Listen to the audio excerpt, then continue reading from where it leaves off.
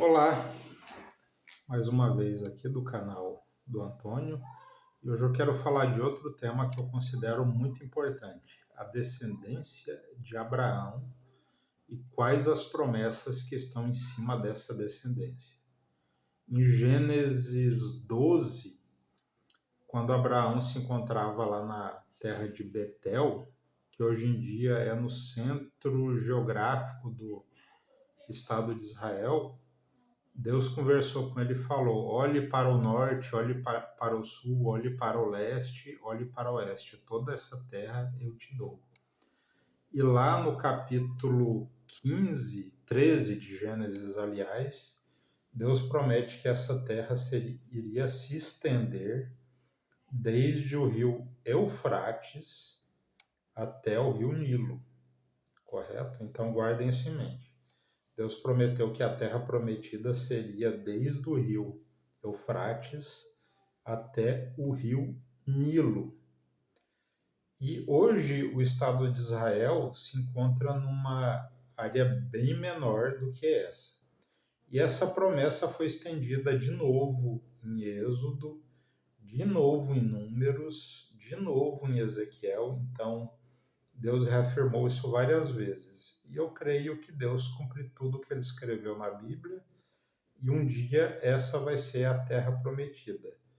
Mas a terra prometida para quem?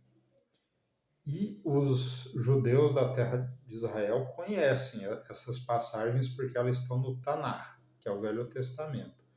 Então eles acreditam na possibilidade da existência do que eles chamam de Grande Israel. O que seria o Grande Israel? Seria uma área equivalente hoje em dia, se você pegar ali do extremo do rio Eufrates até o Nilo, do norte, englobaria vários países, englobaria o Iraque, uma parte do Egito, a Síria, a Jordânia, a Arábia, mais da metade da Arábia Saudita seria uma área equivalente ao estado do Amazonas, no Brasil. E qual que é o tamanho de Israel hoje? Israel hoje é do tamanho de Sergipe.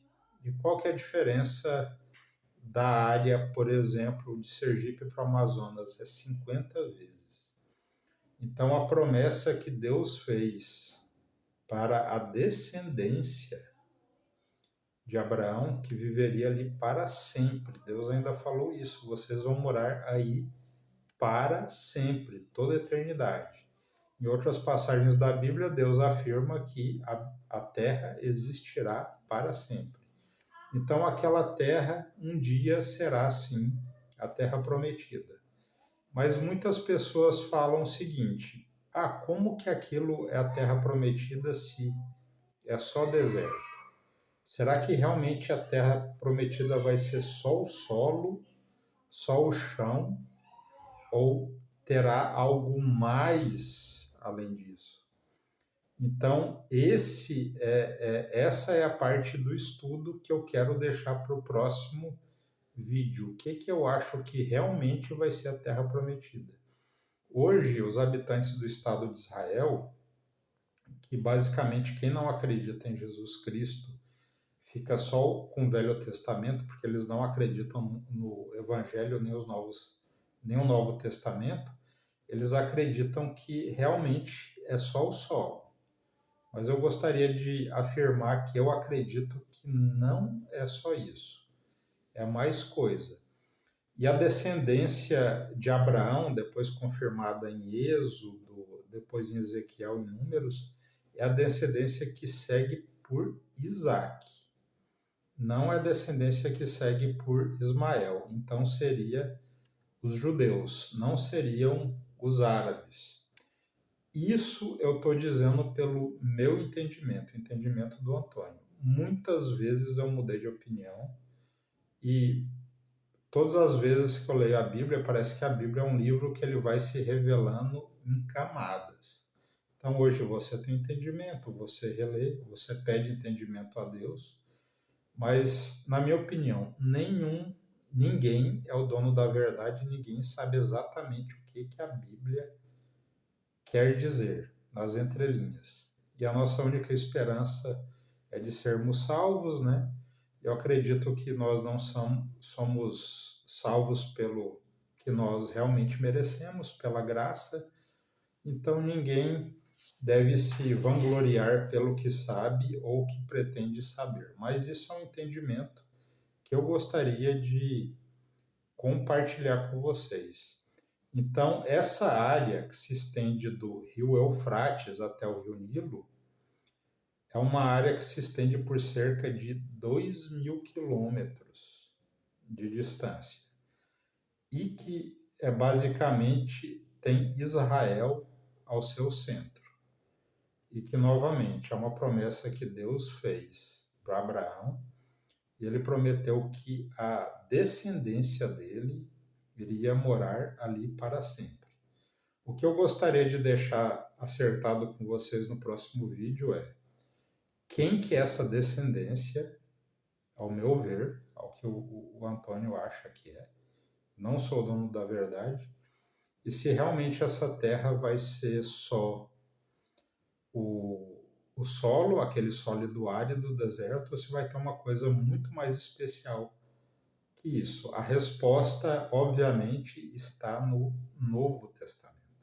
Ali vai ter a resposta conclusiva. Exatamente o que vai ter ali. E, infelizmente, é uma coisa que os judeus que não acreditam que Jesus é o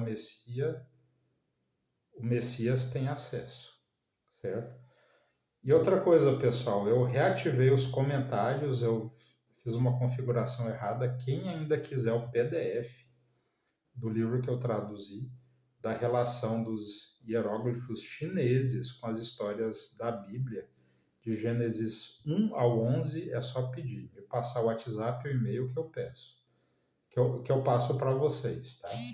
É uma história bem interessante, provando de uma certa forma que as histórias da Bíblia até a Torre de Babel são verídicas, pois coincidem com o início do calendário judeu e chinês, com 1.000 anos de diferença, que é mais ou menos o tempo entre a criação do homem e a Torre de Babel. Bem, quem puder se inscrever no meu canal, dar um like, eu agradeço muito, isso vai ajudar. Eu gostaria de comentar aqui vários assuntos que às vezes eu reflito durante o dia, eu converso com alguém, e às vezes é difícil dividir isso com outras pessoas. Eu gostaria de dividir com uma audiência aí da internet, muitas pessoas que eu não conheço, mas que talvez precisam ouvir alguma coisa nesse sentido. Afinal, só Deus sabe, certo?